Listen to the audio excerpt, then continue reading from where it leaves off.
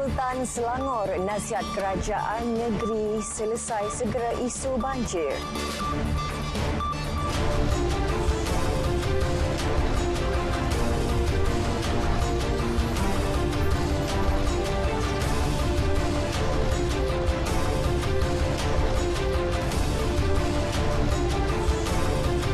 Melaka beli 3 pam air bernilai 1.2 juta ringgit, tambah PPS jika perlu.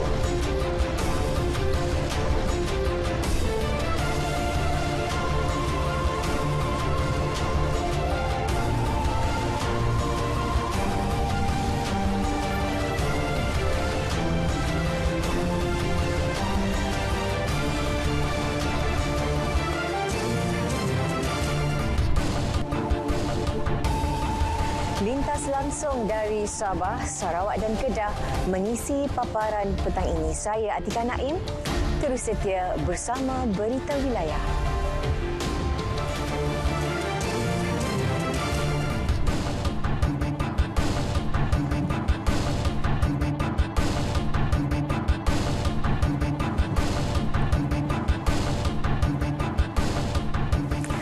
Sultan Selangor, Sultan Sharafuddin Idris Shah menasihatkan kerajaan negeri untuk segera menyelesaikan isu melibatkan kepentingan rakyat termasuk projek Terbata Banjir sebelum membubarkan Dewan Undangan Negeri DUN. Baginda berkenan agar pentadbiran kerajaan negeri diteruskan supaya dapat memfokuskan usaha menjamin kesejahteraan rakyat Selangor. Menteri Besar Selangor Datuk Seri Amiruddin Syari dalam kenyataan memaklumkan beliau telah menghadap Sultan Selangor di Istana Khayangan Shah Alam pagi tadi. Beliau telah menyembah maklum komitmen dan persiapan kerajaan negeri dalam mendepani kemungkinan situasi banjir di Selangor. Turut dipersembahkan usaha pemulihan ekonomi, bantuan kebajikan serta persiapan Belanjawan Selangor 2023 yang akan dibentang dalam sesi Dewan Negeri Selangor pada tahun ini.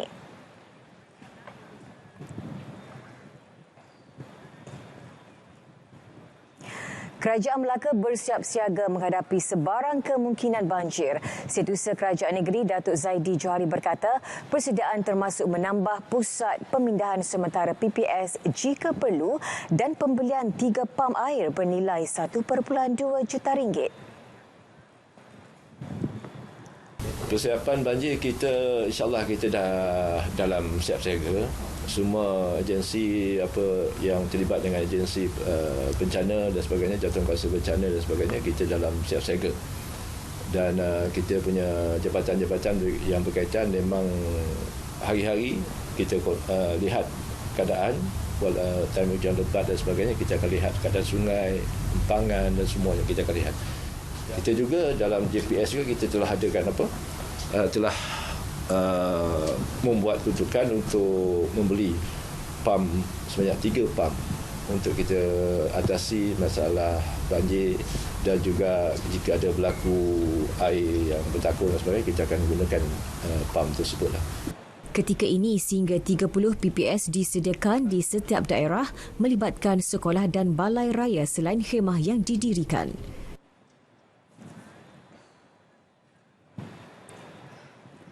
Sebuah ban berampiran Pekan Tanjung Karang pecah ketika kerja-kerja menaik taraf benteng dijalankan menyebabkan berlaku limpahan di kawasan berdekatan.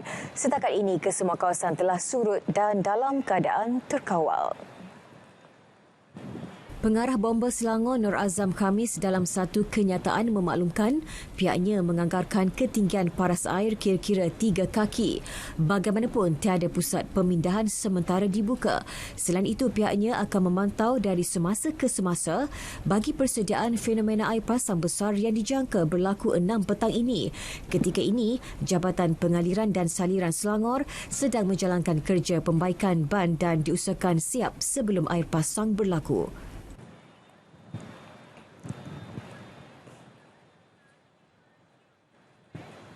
Baiklah saudara, seterusnya kita ikuti perkembangan cuaca semasa bersama Pegawai Met Malaysia Rashdam Amirul Roslan.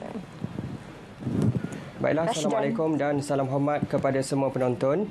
Kita mulakan informasi cuaca pada petang ini dengan melihat kepada carta angin semasa. Dapat diperhatikan ketika ini, angin masih lagi bertiup dari pelbagai hala dengan kelajuan yang agak sederhana, sekitar 20 hingga 30 km sejam. Namun demikian, kami menjangkakan kelajuan angin ini akan bertambah kencang dalam tempoh masa yang terdekat. Oleh yang demikian, Met Malaysia telah pun mengeluarkan amaran angin kencang dan laut bergelombang peringkat pertama melibatkan kawasan perkapalan Condor, Reef North, Layang-Layang, Palawan dan juga Labuan, yang mana keadaan ini akan berkuat kuasa bermula 12 sehingga 15 Oktober nanti. Oleh yang demikian, keadaan ini adalah amat berbahaya untuk aktiviti menangkap ikan, bot-bot kecil dan perkapalan serta aktiviti pantai dan sukan laut. Baiklah, kita beralih pula untuk melihat tinjauan cuaca semasa pada petang ini. Dapat diperhatikan ketika ini, hujan lebat kini sedang berlaku di 1-2 tempat melibatkan hampir ke semua kawasan di semenanjung Malaysia, terutamanya di bahagian pedalaman dan selatan semenanjung, yang mana kami jangkakan keadaan hujan ini boleh berlanjutan sehingga ke malam nanti. Bagi tinjauan cuaca semasa di Sabah dan Sarawak pula, dapat diperhatikan ketika ini, hujan lebat kini sedang berlaku di 1-2 tempat melibatkan bahagian Sandakan, pantai barat dan juga pedalaman di Sabah, termasuklah di sekitar bahagian Limbang, Bintulu, Mukah dan juga Kuching. Keadaan hujan yang sedang berlaku ketika ini juga dijangka boleh berlanjutan sehingga ke malam nanti. Baiklah, untuk makluman semua juga, Met Malaysia telah pun mengeluarkan amaran cuaca peringkat waspada melibatkan bahagian-bahagian yang berwarna kuning berkenaan, yang mana hujan lebat yang berterusan dijangka berlaku di kawasan-kawasan berkenaan bermula pada 12 Oktober sehingga ke 14 Oktober nanti. Oleh yang demikian, dinasihatkan kepada penduduk di kawasan yang terlibat agar sentiasa berwaspada dan mengambil langkah yang berjaga-jaga dalam menghadapi keadaan cuaca yang tidak diingini berlaku seperti banjir dan lain-lain lagi. Baiklah, sekian sahaja informasi cuaca pada petang ini. Sebelum berpisah, kita ikuti tinjauan cuaca bagi bandar-bandar utama di Malaysia. Sekian, Assalamualaikum.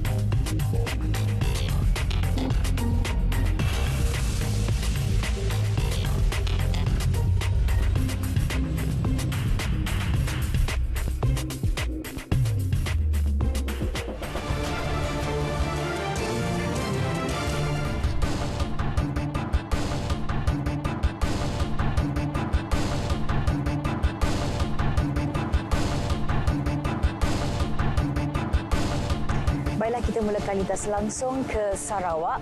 Tumpuan utama dari Bumi Kenyalang hari ini, situasi banjir di Kapit. Kita terus saja bersama Vanessa Mering di Kuching. Silakan, V.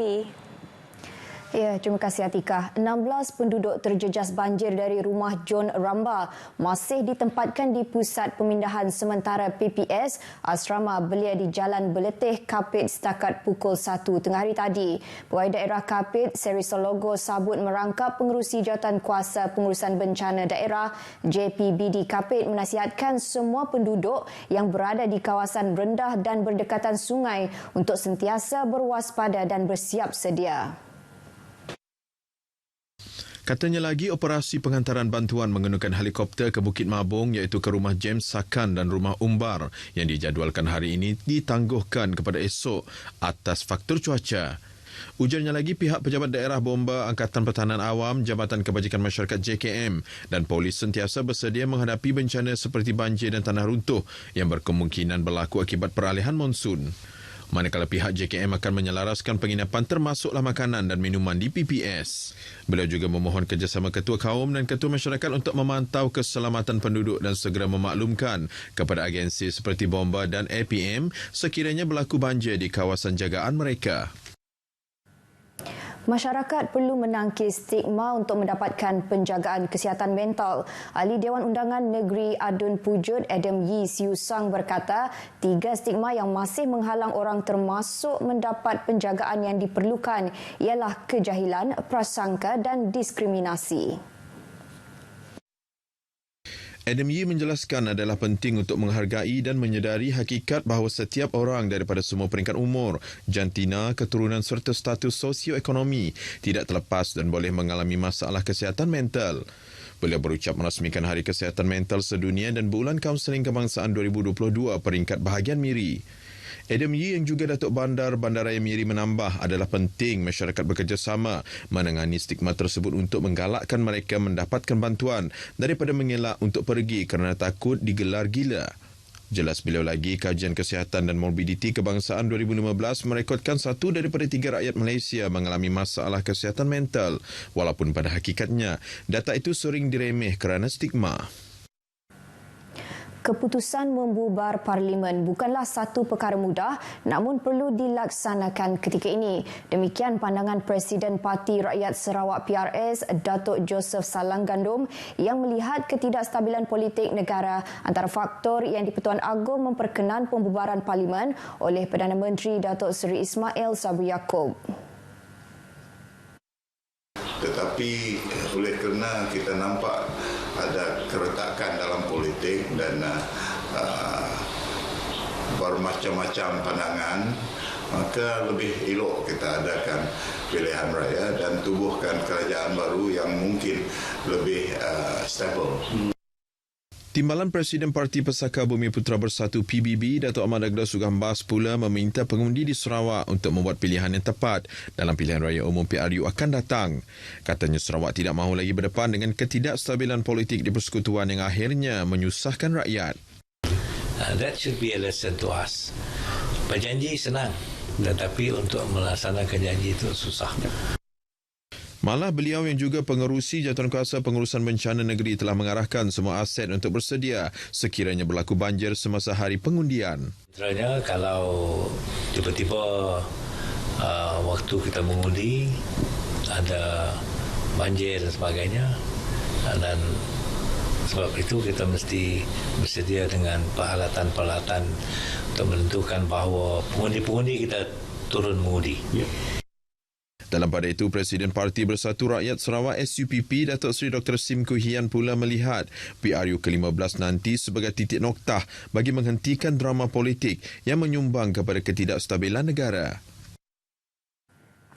Gabungan Parti Sarawak GPS perlu memenangi banyak kerusi Parlimen dalam pilihan raya umum PRU ke-15 akan datang. Timbalan Menteri Industri Makanan, Komoditi dan Pembangunan Wilayah Sarawak, Datuk Dr. Abdul Rahman Ismail berkata, kemenangan itu penting bagi membolehkan lebih ramai wakil rakyat dari GPS yang bakal dipilih menerajui barisan Kabinet Persekutuan seterusnya membawa suara rakyat negeri ini. Saya secara peribadi, saya yakin kita akan dapat merampas ataupun memperolehi sekurang-kurangnya 25 kursi daripada 31 kursi. Kalau boleh, hasrat kita sapu habis untuk GPS supaya tujuannya supaya suara Sarawak akan dapat didengar di peringkat federal. Datuk Dr. Abdul Rahman yang juga Ahli Dewan Undangan Negeri Bukit Kota menambah wakil rakyat yang ramai di peringkat kerajaan persekutuan membolehkan mereka menyuarakan keperluan rakyat Sarawak selain memperjuang hak-hak yang sepatutnya di bawah Perjanjian Malaysia 1963 MA63. Beliau menyatakan demikian kepada media selepas majlis penyampaian geran projek kecil luar bandar MRP bagi Dun Bukit Kota di Dewan Kampung Bunga Raya Limbang. Mengulas mengenai persediaan GPS menghadapi PRU di Parlimen Limbang, beliau yang juga Ketua Cawangan Parti Pesaka Bumi Putera Bersatu PBB Bukit Kota berkata, jentera parti telah digerakkan sewaktu pilihan raya DUN tahun lepas. Kini hanya perlu diaktifkan semula bagi mengatur gerak dan strategi pelaksanaan sepanjang berkempen kelak. Malah katanya PBB Cawangan Bukit Kota akan bekerjasama dengan PBB Cawangan Batu Danau dalam PRU kelak. Penyerahan geran MRP berjumlah RM450,000 diserahkan kepada 86 organisasi di DUN Bukit Kota melibatkan Jawatan Kuasa Kemajuan dan Keselamatan Kampung, Persatuan Ibu Bapa dan Guru atau Lembaga Pengurusan Sekolah iaitu Sekolah Rendah dan Menengah. Parti Pesaka Bumi Putra Bersatu PBB bertekad untuk menawan semula kerusi Parlimen Puncak Borneo pada pilihan raya umum ke-15 PRU 15 ini. Sehubungan itu, Naib Presiden PBB Datuk Roland Sagahwiin berkata, jentera pilihan raya PBB akan bekerja keras untuk memastikan kemenangan gabungan Parti Sarawak GPS di kerusi tersebut. Pada PRU 14, kerusi Parlimen Puncak Borneo yang merupakan salah satu kawasan majoriti kaum Bidayuh dimenangi oleh Datuk Willy Mongin atas tiket Parti Keadilan Rakyat. Beliau bagaimanapun meninggalkan parti itu ketika langkah Sheraton pada awal 2020 sebelum diterima menyertai PBB pada Ogos lepas. Dua lagi kawasan majoriti kaum Bidayuh ialah Parlimen Serian yang disandang oleh Datuk Seri Richard Riot Jaim dari Parti Rakyat Bersatu Sarawak, manakala Parlimen Mas Gading pula disandang oleh Mordi Bimol dari Parti Tindakan Demokratik. Datuk Roland bercakap pada sidang media selepas merasmikan persidangan Asia mengenai bakteria asid laktik kali ke-12 di Kuching. Mengulas mengenai PRU 15 yang akan berlangsung dalam keadaan cuaca tidak menentu yang boleh menjejaskan peratusan keluar mengundi termasuk di Serian, beliau yakin Suruhanjaya Pilihan Raya SPR akan mengambil langkah terbaik berhubung perkara itu. Sementara itu, terdahulu dalam ucapannya, Datuk Roland yang juga Menteri Pendidikan, Inovasi dan Pembangunan Bakat Sarawak memberitahu agensi kerajaan termasuk penggiat industri berkaitan digesa memainkan peranan aktif dengan melibatkan diri dan bekerjasama untuk menyokong dan memastikan pertumbuhan dan pembangunan teknologi biologi negara. Datuk Roland berkata langkah ini penting ke arah menterjemah hasil penyelidikan kepada produk dan perkhidmatan yang boleh dikomersialkan. Justru beliau berkata persidangan Asia mengenai bakteria asid laktik ke-12 yang sedang berlangsung di Kuching merupakan antara platform ke arah mencapai matlamat berkenaan. Lebih 150 delegasi dari 10 negara menghadiri persidangan terbabit yang akan berakhir Khamis ini. Lebih 700 pengayuh basikal menyertai acara Fun Ride yang turut dianjurkan oleh kelab-kelab berbasikal di Bintulu bersempena sambutan Hari Sukan Negara HSN peringkat negeri Sarawak yang diadakan di Dewan Suara Bintulu. Timbalan Menteri Belia Sukan dan Pembangunan Usahawan Datuk Gerald Rentab Jabu percaya sambutan secara bersemuka tahun ini mendapat sambutan menggalakkan ekoran 2 tahun tidak dapat dijalankan secara bersemuka. Datuk Gerald Rentab berkata, sambutan itu bertujuan memberi kesedaran tentang pentingnya amalan gaya hidup cergas dan aktif dengan menjadikan aktiviti sukan dan kecergasan sebagai rutin harian. Justru itu, di Bintulu, beliau mencadangkan kepada pihak Lembaga Kemajuan Bintulu BDA mengadakan hari tanpa kereta dengan melakukan aktiviti kayuhan berbasikal pada setiap bulan. Ini dapat menambahkan aktiviti kita di hujung minggu. Bolehkah? Dan bukan saja itu, kita juga melihat kepada penyertaan dalam sukan. Walaupun 52% mungkin sukan fizikal, tapi banyak lagi sekarang adik-adik kita dan belia-belia kita lebih lagi mereka bermain e-sport. Ini juga dapat dipertingkatkan dan kita menyarankan tempat-tempat seperti Dewan Suara ini boleh digunakan sebagai satu pusat pembangunan e-sport kita di seluruh negeri Sarawak. Sementara itu, Hari Sukan Negara peringkat bahagian Seri Aman berjaya menarik penyertaan lebih 26,000 individu yang terlibat dalam 27 aktiviti sukan bermula 1 Oktober lepas. Penyertaan terdiri daripada kelab-kelab sukan seluruh bahagian, pelajar sekolah, murid prasekolah, jabatan serta agensi kerajaan termasuk komuniti setempat. Kemuncak sambutan adalah acara perasmian yang disempurnakan Presiden Bahagian Seri Aman Sirai Daha bertempat di Kompleks Sukan Seri Aman di Bandar Simanggang. Beliau turut menyertai lebih 500 peserta bagi acara Aerodance selain melakukan pelepasan peserta untuk acara berbasikal Town Fun Ride. Sirai dalam ucapannya berharap lebih ramai masyarakat di Seri Aman dapat melibatkan diri dalam aktiviti sukan yang bukan sahaja bertujuan untuk penjagaan kesihatan, malah dilihat sebagai medium penting dalam memupuk semangat muhibah dalam kalangan masyarakat. Baik, dengan itu sekian berita dari Sarawak. Kita kembali bersama Atikah di Angkasa Puri. Silakan. Baik, terima kasih Melissa untuk perkembangan di Sarawak.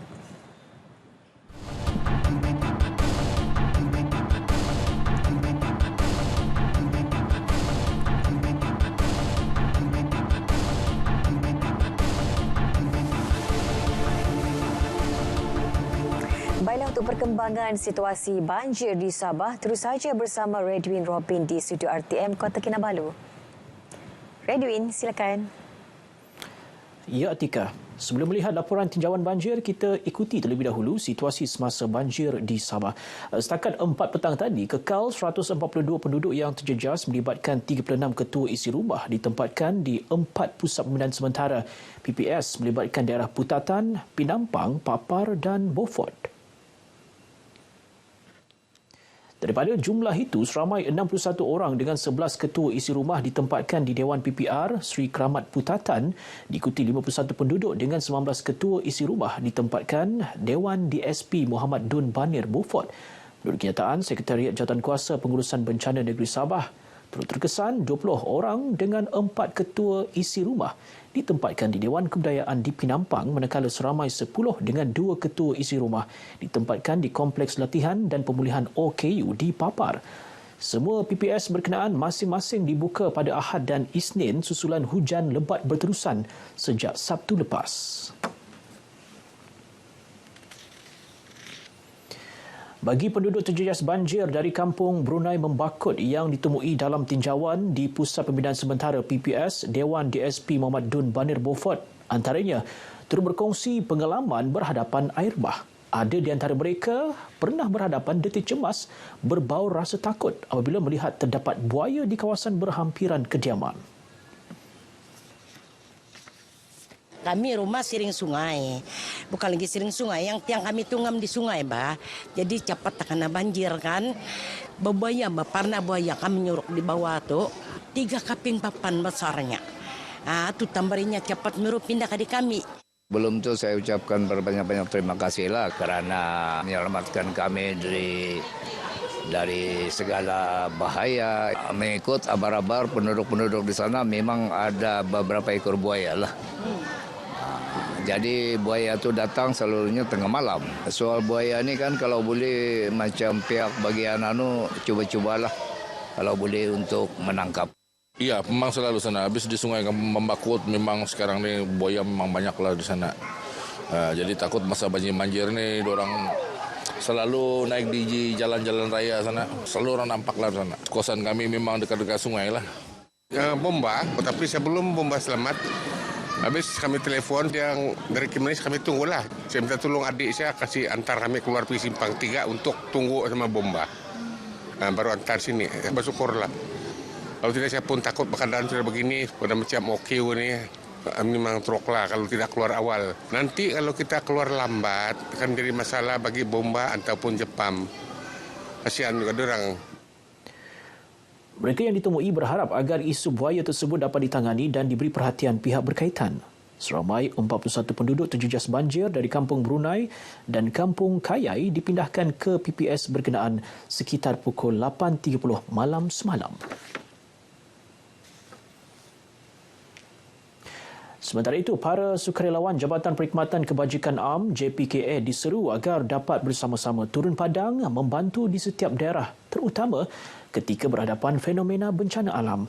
Antara diperlukan sukarelawan adalah di Pusat Pemindahan Sementara PPS Bencana Alam yang telah diaktifkan di negeri ini. Saya juga ingin mengambil kesempatan untuk mengalu-alukan sumbangan tenaga kerja daripada sukarelawan kebajikan kerana mereka boleh membantu menambah tenaga kerja yang diperlukan semasa terjadinya sesuatu bencana ini. Beliau berkata demikian semasa meninjau penduduk terjejas banjir di Pusat Pemindahan Sementara PPS di Dewan PPR Sri Keramat Putatan.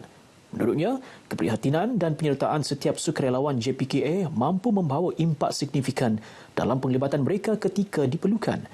Dianggarkan sekurang-kurangnya terdapat 30 sukarelawan JPKA di setiap daerah di negeri ini. Susulan kejadian tanah runtuh yang berlaku di Kampung Langkawit Papar membabitkan sekeluarga terdiri 9 orang. Tinjauan di lokasi mendapati hampir 90% rumah berkenaan dimasuki banjir lumpur. Semua yang berada di rumah ketika itu turut sempat menyelamatkan diri. Saya terus telefon 99 untuk menerima bantuan daripada bomba. Kerosakan dia memang banyaklah. Tanah ini jatuh, dia masuk di dalam rumah. Menurut Jepirin, pihaknya tidak menyangka kejadian tersebut boleh berlaku memandangkan jarak antara bukit dan kediaman mereka lebih kurang antara 400 hingga 500 meter kedudukan. Tambahnya, ketika kejadian hanya adik perempuan beserta 3 anak buahnya berada di dalam rumah, manakala beliau dan ahli keluarga lain tidak berada di rumah berkenaan. Baik, seterusnya beralih kepada reaksi bajet 2023. Perancangan, pelaksanaan serta hubungan saling berkomunikasi antara kerajaan negeri dan kerajaan persekutuan adalah elemen penting terhadap fokus utama perbelanjaan bajet 2023, khususnya melihat kepentingan pembangunan di Sabah. 3 elemen berkenaan adalah landasan ke arah penyaluran peruntukan, mengurangkan jurang pembangunan selain melengkapi perancangan antara persekutuan maupun negeri. Perancangan itu perlu ada, dan juga kerajaan persekutuan pada masa yang sama juga kena ikut perancangan berada di negeri ini. So kita kena faham Sabah ini adalah penyumbang sumber utama kepada Malaysia dalam kalau lihat KDNK Beliau berkata demikian selepas menjadi tetamu rancangan Kami Bah ini di studio TV RTM Sabah di ruang legar Kompleks Bersepadu Kekom di Kota Kinabalu. Jelas Dr. Fidausi lagi, melalui peruntukan RM6.3 bilion menerusi bajet 2023 yang dibentangkan Menteri Kewangan Tengku Datuk Seri Zafrul Abdul Aziz pada 7 Oktober baru-baru ini merupakan bajet terbesar yang diberikan kepada Sabah. Selain itu, bajet 2023 turut menaikkan pelbagai bantuan kepada rakyat. Sebagai contoh, bantuan musim tengkujuh BMT daripada RM600 kepada RM800 dilihat bertepatan dalam meringankan beban pekebun kecil getah disebabkan kos sara hidup yang semakin tinggi. Selain itu, inisiatif e-Pemula melalui e-wallet bernilai RM100 kepada M40 berpendapatan kurang RM100,000 turut disambut baik. Begitu juga dengan menambah baik bantuan keluarga Malaysia BKM dengan mewujudkan kategori baharu iaitu isi rumah berpendapatan bulanan kurang RM2,500 dan menanggung 5 orang anak atau lebih layak menerima BKM berjumlah RM2,500. Pembubaran Parlimen bagi memberi laluan pilihan raya ke-15 merupakan satu pendemokrasian yang baik untuk negara. Ia bukan sahaja mengembalikan semula mandat kepada rakyat, malah memberi ruang untuk memilih kerajaan yang diinginkan ke arah kestabilan politik. Pensyarah kanan Fakulti Sains Pentadbiran dan Polisi UiTM Sabah, Tony Paridi Bagang berkata, pembubaran ini bukan satu kejutan yang besar kerana terdapat banyak spekulasi bahawa Parlimen bakal dibubarkan sebelum itu. Mengulas mengenai pendirian kerajaan Sabah yang tidak membubarkan Dewan Undangan Negeri DUN, beliau berpendapat situasi ini tidak akan merencatkan PRU ke-15 yang bakal diadakan kerana Sabah sendiri telah mengadakan pilihan raya 2 tahun lepas. Kalau kita lihat Sabah sendirilah umpamanya telah mengadakan pilihan raya baru-baru juga walaupun sudah hampir masuki tahun kedua, dan ini saya ingat satu perubahan dari segi lensa politik di mana pilihan raya negeri itu tidak diserentakkan. Namun kalau kita melihat kepada landscape politik Malaysia ini, keadaan ini sangat seringkali unpredictable kerana ada kalanya pilihan raya tidak sepatutnya berlaku tetapi berlaku. Jadi kalau kita melihat pada apa yang telah berlaku sebelum ini, pelbagai kemungkinan boleh berlaku. Tony berkata demikian ketika ditemui di Kota Kinabalu. Beliau turut menjangkakan undi 18 iaitu kempen melayakkan golongan berumur 18 tahun untuk mengundi dan menjadi calon pilihan raya akan menyumbang kepada pola pengundian yang dinamik kerana ia merupakan PRU pertama bagi mereka. Namun ia turut dipengaruhi oleh pelbagai faktor dari segi sentimen, literasi politik, kesedaran dan sebagainya. Sekian perkembangan berita dari Sabah. Lebih banyak perkongsian isu dalam negara melalui berita wilayah selepas ini. Kembali bersama dengan Atikah Naim di Angkasa Puri. Atikah. Baiklah, Radio In, terima kasih untuk perkembangan dari Sabah.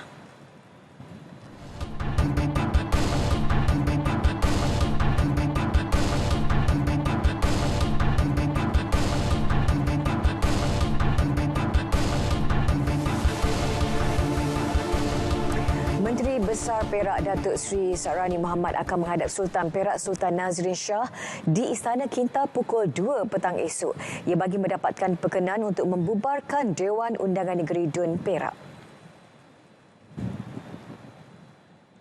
Saya baru mendapat perkenan daripada Duli Yang Maha Mulia Paduka Sri Sultan Perak untuk membolehkan saya menghadap baginda petang besok. Pagi besok kita ada corak esko seperti biasa. Dan petang, insyaAllah dalam pukul 2, saya diperkenankan untuk menghadap tuanku. Dan lepas tu boleh bercakap lah. Beliau ditemui pemberita selepas menghadiri Hari Bertemu Pelanggan Kerajaan Negeri Perak di Perkarangan Sekolah Kebangsaan Datuk Alauddin di Selinsing. Dun Perak mempunyai 59 kerusi. Pada pilihan raya umum ke-14, Barisan Nasional telah menguasai 25 kerusi Dun, Perikatan Nasional 7, manakala Parti Bangsa Malaysia 3 kerusi. Pembangkang pula terdiri 24 adun iaitu DAP 16, Amanah 5 dan PKR 3 kerusi.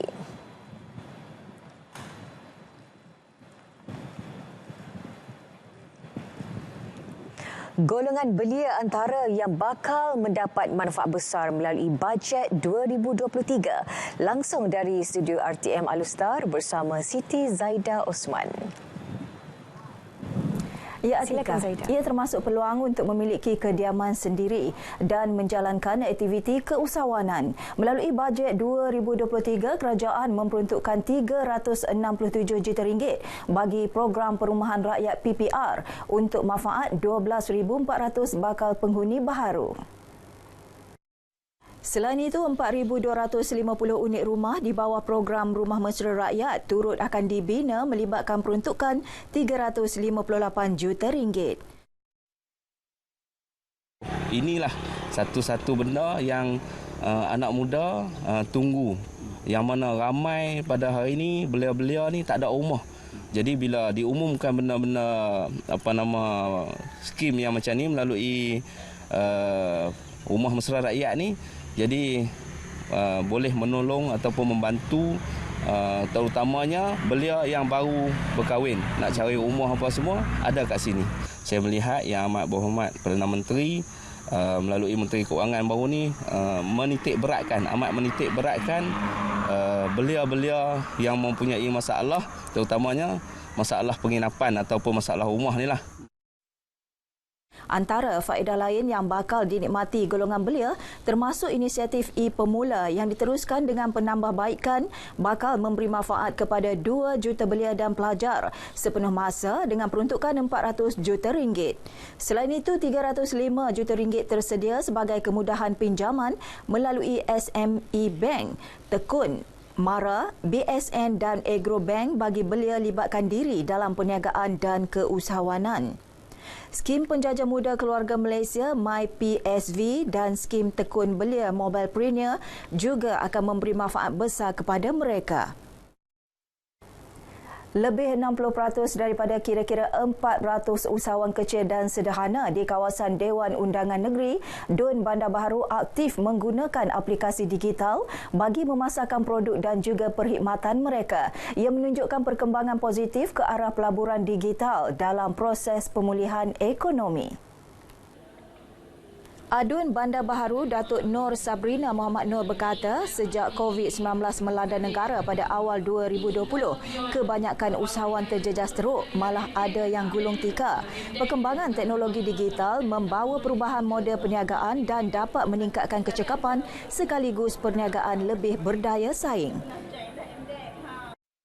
Saya berharap daripada jelajah digital ni kita akan dapat tengok measurement nak tingkatkan lagi penggunaan digital ni untuk bantu perniagaan mereka. Sebab rata-ratanya sekarang ini peniaga-peniaga di Bandar Baru dia tak ada kedai. Dia buat di rumah, dia pasar pun di rumah, dia pun hantar buat delivery dan sebagainya lah. Jadi mungkin lepas ni kita ada satu plan transformasi digital untuk daerah Bandar Baru yang kita dapat measure peningkatan terhadap sumbangan ekonomi kepada masyarakat setempat. Beliau bercakap kepada RTM selepas merasmikan jelajah #SayaDigital Keluarga Malaysia @Bandar Baharu. Penggunaan lampu solar jalan menjadi alternatif baharu kepada penduduk sekitar Dewan Undangan Negeri Dun Sungai Limau dalam usaha meningkatkan tahap keselamatan dan mengurangkan kes kemalangan jalan raya. Ia dipasang di kawasan umum seperti surau, sekolah, jalan berisiko kemalangan dan tempat-tempat gelap. Adun Sungai Limau, Ustaz Muhammad Azam Abdul Samad berkata, bagi fasa pertama sebanyak 25 tiang lampu solar akan dibina di 9 buah kampung. Ia melibatkan peruntukan kira-kira RM15,000 yang disalurkan kerajaan negeri melalui Pusat Khidmat Wakil Rakyat Dun Sungai Limau dan Unit Penyelarasan Pelaksanaan ICU Jabatan Perdana Menteri. Kita juga berhasrat untuk memperluaskan kepada kawasan-kawasan yang lain. Ustaz juga ingin ia sebagai, bukan kata mungkin di tempat lain dah pun ada, tapi di peringkat dalam DUN ini sebagai projek rintis, dan kalau ada masyarakat lain ataupun dermawan lain, orang perseorangan yang nak menyumbang untuk wakaf. Saya rasa ini juga satu yang boleh untuk kita manfaatkan sebab memang kita pasang di tempat-tempat awam. Jadi saya bagi pihak orang kampung mengucapkan ribuan terima kasihlah kepada YB Ustaz Azam. Sebab sebelum ni kita dah mohon dengan TMB pun banyak kali lah. YB pun cakap juga mohon dengan TMB banyak kali, tapi mungkin ada kekurangan kita tak tahu kan. Lepas tu dari hasil usaha YB buat cara ringkas, kita buat yang solar pakai pasang sendiri ya.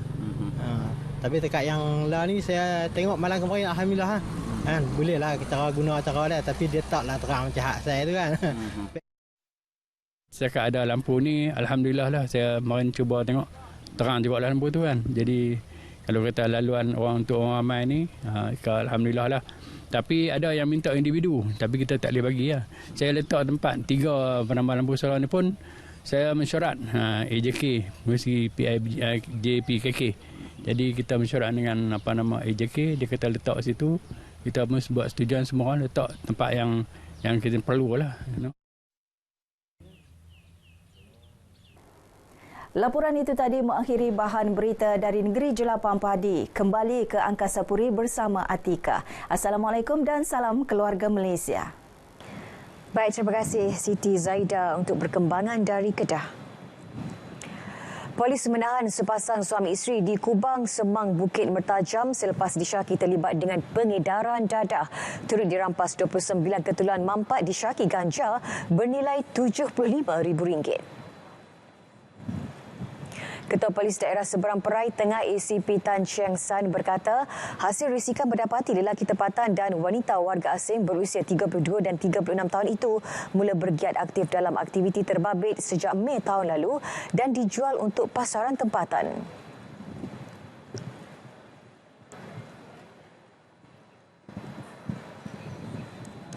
Dalam serbuan itu di kawasan Kubang Semang, pihak polis kita telah berjaya menahan rampasan 29 ketulan mampat disyaki dadah jenis ganja dengan anggaran berat 30,000 gram iaitu 30 kilo yang bernilai ringgit Malaysia 75,000. Serbuan di rumah, simpanan pun ada kat rumah. Turut disita kenderaan dan barang kemas daripada suspek wanita. Kesemua rampasan dan sitaan bernilai RM103,270. Kes disiasat di bawah Seksyen 39B Akta Dadah Berbahaya 1952. Jika sabit kesalahan boleh dihukum mati atau penjara seumur hidup. Dalam kes berasingan, 2 lelaki ditahan bersama 45 beg plastik berisi daun ketum bernilai RM4,500. Lelaki tempatan itu menggunakan kenderaan pelbagai guna yang disewa untuk menghantar daun ketum ke Kota Baru selepas mengambil bekalan di Kedah. Kes disiasat di bawah Seksyen 30-3 Akta Racun 1952. Tuah ayam nampak di kaki, tuah manusia tiada siapa yang tahu. Begitu juga dialami Diniswaran anak lelaki Jaya Kumar. Diniswaran 23 tahun terpilih untuk mewakili negara ke pertandingan berprestij World Skills Competition WSC 2022 Special Edition di Lucerne, Switzerland pada minggu hadapan. Pelajar Diploma Pengurusan Hotel dari Langkawi Tourism Academy at College Community Langkawi itu akan bertanding bagi kategori pengurusan restoran. Pingat emas ke, pingat silver atau pingat angsa, tak kisah. Janji saya menang. Medallion of Excellence pun saya okey juga, saya boleh terima juga. Sebab yang dalam masa yang sebulan ni, saya kena buat yang semangat dengan saya kena ikut apa yang jurulatih saya bagi tahu dekat saya. Dia akan tegur saya. Lepas tu saya kena tahan mental saya dengan fizikal saya kena sedialah. Sebelum ini, anak pemandu lori berasal dari Rawang, Selangor itu dianugerahkan pingat emas World Skills Malaysia belia dalam bidang restoran servis pada Majlis Anugerah Tangan Emas Piala Perdana Menteri. Dini Suaran memperoleh sijil perkhidmatan makanan dan minuman pada 2019 selain merangkul anugerah The Shining Star of 2021, anugerah pelajar cemerlang 2021 Kolej Komuniti Langkawi.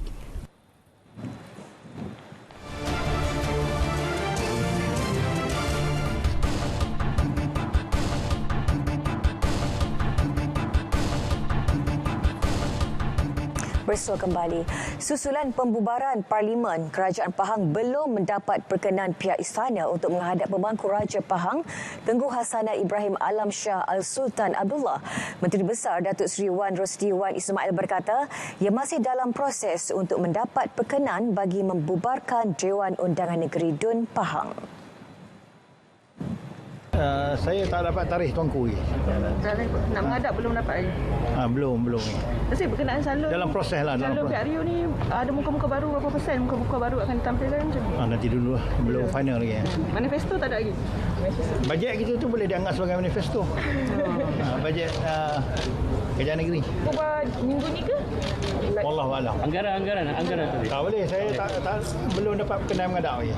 Mana boleh saya mendahului ganggu. Beliau ditemui media selepas menyempurnakan Majlis Penyerahan Jentera kepada Pengarah Pertanian Pahang, Muhammad Rizal Baharom di Kuantan. Dun Pahang mempunyai 42 kerusi. Pada PRU ke-14, BN menang 25 kerusi, PH 9 dan PAS 8.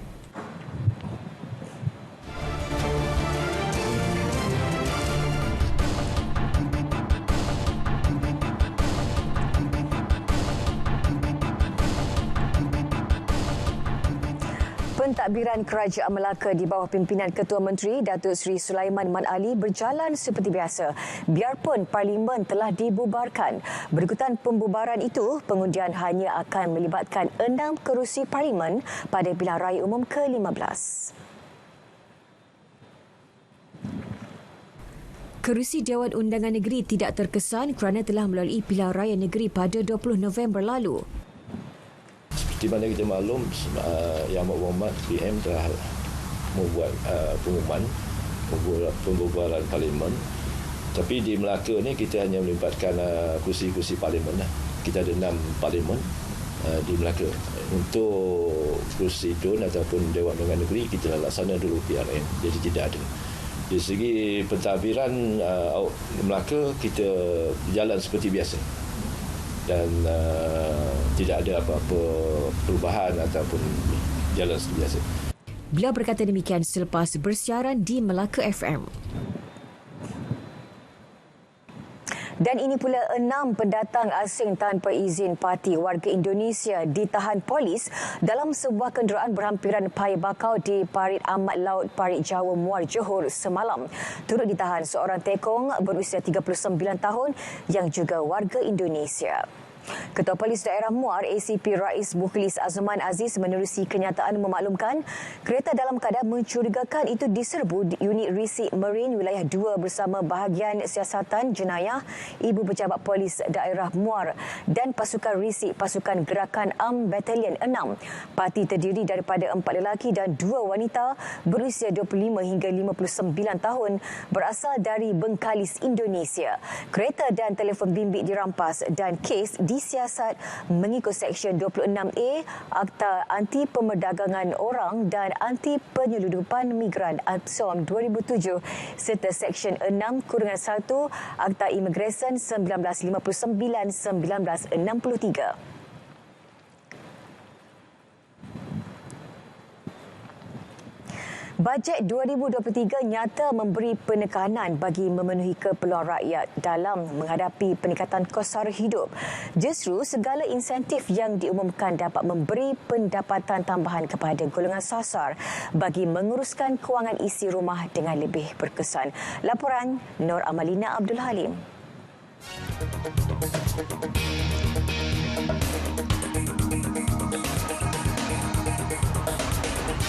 Pembentangan bajet 2023 yang dibentangkan pada Jumaat lalu dilihat amat bertepatan dengan situasi yang dihadapi rakyat pada ketika ini.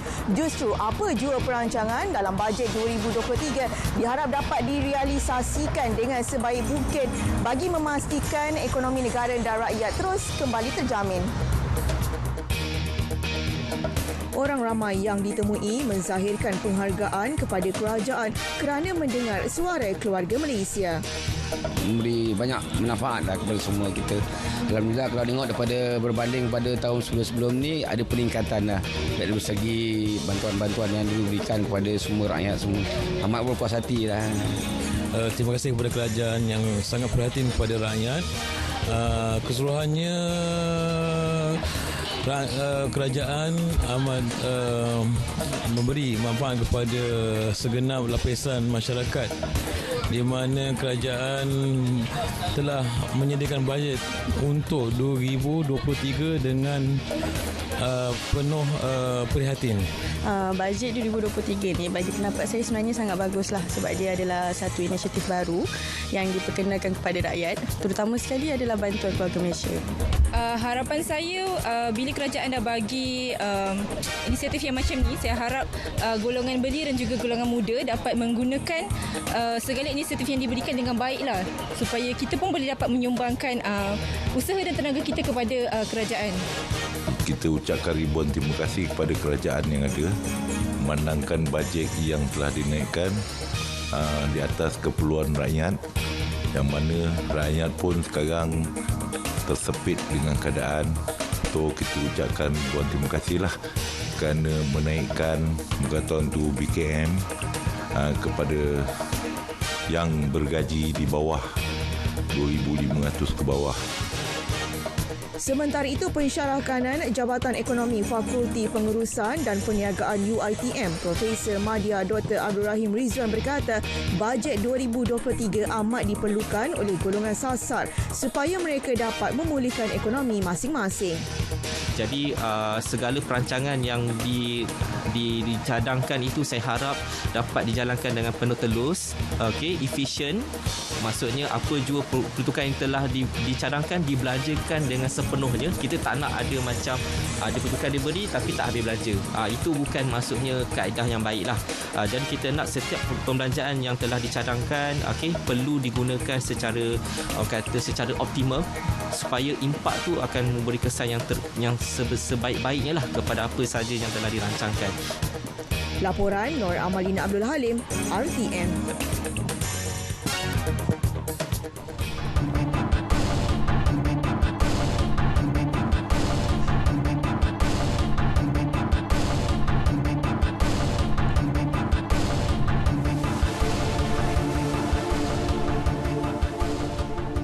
Pengerusi Penaja Gerakan Tanah Air GTA Tun Dr. Mahathir Mohamad mengesahkan beliau akan bertanding pada pilihan raya umum ke-15 PRU15 bagi mempertahankan kerusi Parlimen Langkawi.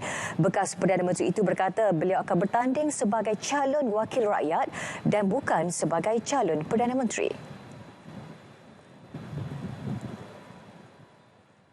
Kita juga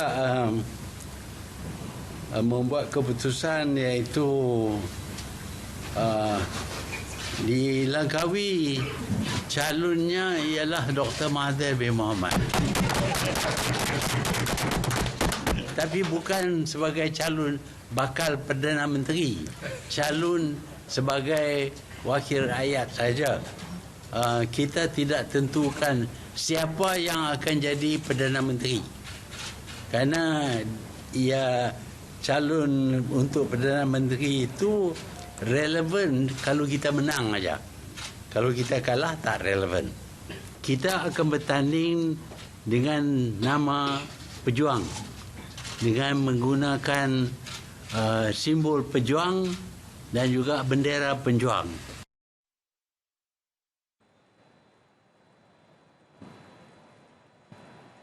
Tambah Tun, GTA akan meletak lebih 120 calon pada PRU15. Beliau yang juga pengerusi Parti Pejuang Tanah Air Pejuang berkata GTA akan bertanding atas tiket pejuang kerana pendaftarannya belum diluluskan Jabatan Pendaftaran Pertubuhan ROS. GTA ditubuhkan pada 4 Ogos dengan gabungan 4 parti iaitu Pejuang, Berjasa, Putra dan Parti Perikatan India Muslim Nasional Iman serta terbuka kepada NGO, orang perseorangan, ahli akademik serta profesional dalam kalangan kaum Melayu.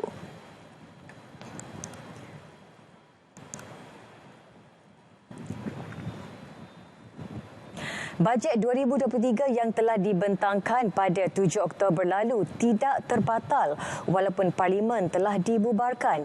Sebaliknya, bajet 2023 perlu dibentang semula pada sidang Parlimen akan datang selepas kerajaan baru dibentuk. Yang di-Pertua Dewan Rakyat Tan Sri Azhar Azizan Harun berkata demikian kepada RTM ketika ditanya mengenai keabsahan bajet 2023 sejurus selepas pembubaran Parlimen. Selain itu, beliau berkata hanya rang undang-undang yang telah diluluskan di Dewan Negara dan menunggu perkenan yang di Pertuan Agong sahaja yang sah pada sidang Parlimen akan datang. Ikuti penjelasan lanjut yang di-Pertua Dewan Rakyat dalam berita perdana malam ini.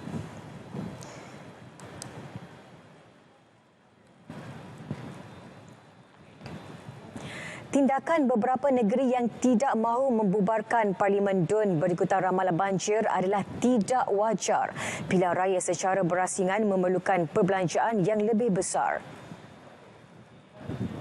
Pembubaran Parlimen pada kali ini telah menamatkan pelbagai spekulasi yang telah muncul. Kita harus Parlimen telah pun dibubarkan. Agung telah pun beri perkenakan. Nak tak nak, by hook or by crook, dalam tempoh 60 hari, beri Suruhanjaya Pilihan Raya perlu melaksanakan pilihan raya. Dan saya kira untuk lebih selamatlah, seperti mana yang diviralkan, pilihan raya perlu diadakan sebelum 15 November. Yang mana Jabatan Meteorologi mengeluarkan kenyataan mungkin selepas 15 November nanti akan berlaku hujan lebat yang berterusan yang mungkin akan mengakibatkan banjir di beberapa negeri Malaysia. Semalam, Kelantan di bawah Kerajaan PAS mengesahkan tidak akan membubarkan Parlimen sementara Terengganu belum membuat keputusan. Manakala PH pada 5 Oktober lalu turut berpendirian sama bagi Negeri Sembilan, Selangor dan Pulau Pinang. PRU15 menjadi platform terbaik dalam meletakkan kepimpinan muda pada masa hadapan. Malah PRU15 merupakan pilihan raya umum yang pertama melibatkan lebih 1.139 juta pengundi berusia 18 hingga 20 tahun sekaligus memberi implikasi besar dalam menentukan hala tuju negara. Kita perlu lebih memecahkan lebih tembok tu dulu supaya orang boleh merasakan bahawa politik ni sebenarnya sebahagian daripada keperluan hidup mereka. Jadi itu sebenarnya naratif kenapa undi 18 diperkenalkan. Bermakna dekat sini kita perlu lihat bahawa suara belia perlu diangkat. Mungkin suara anak muda dulu, mungkin senarai 29 daripada 30 senarai yang perlu didengari oleh pemimpin masyarakat atau pemimpin politik ketika itu. Tetapi sekarang dengan adanya undi 18 sudah pastinya suara belia diangkat tertinggi.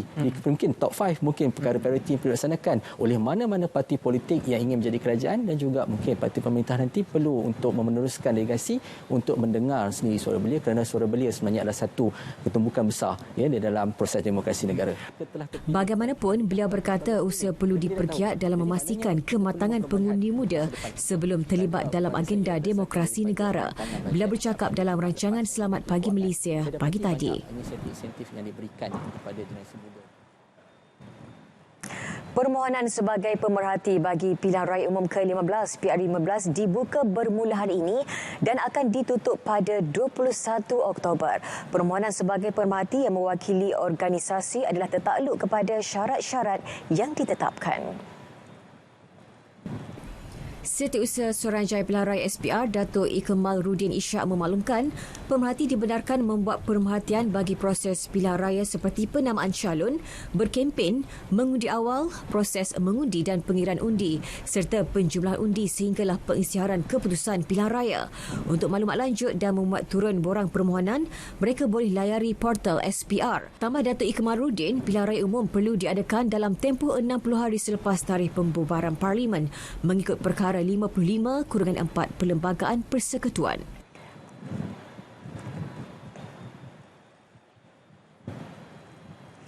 Ke perkembangan sukan, Pahang membenam Singapura 5-0 dalam perlawanan kedua hoki Piala Tun Razak 2022 kategori wanita yang berlangsung di Stadium Hoki Nasional Bukit Jalil.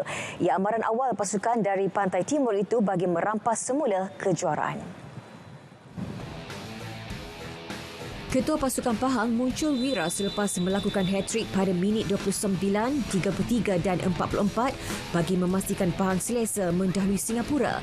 Tidak cukup dengan itu, rakan sepasukan yang menimba ilmu di Liga Jerman Nur Amirah Syakirah Zulkifli memastikan Pahang mencetak kemenangan kedua.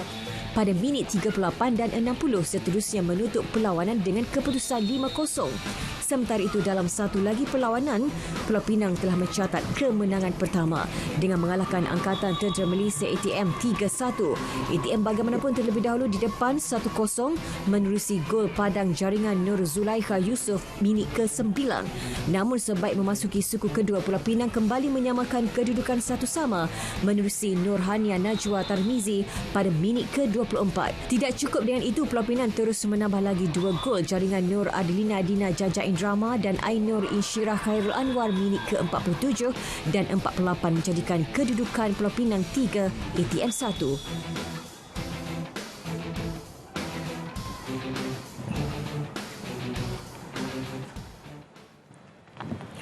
Ketua Jurulatih Skuad bawah 16 tahun negara Osmera Omaro berharap Persatuan Bola Sepak Malaysia FAM dapat menyambung kontrak untuk beliau meneruskan kecemerlangan pasukan di bawah kendaliannya.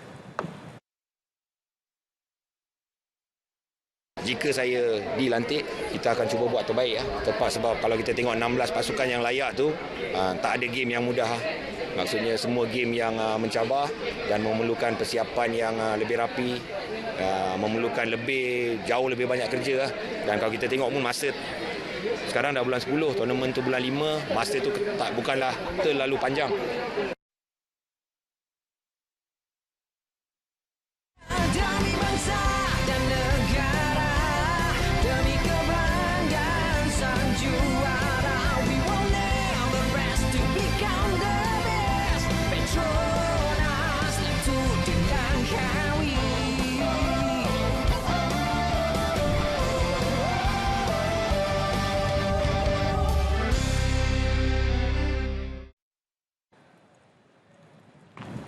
Saudara, berita wilayah edisi Selasa 11 Oktober 2022 berakhir di sini.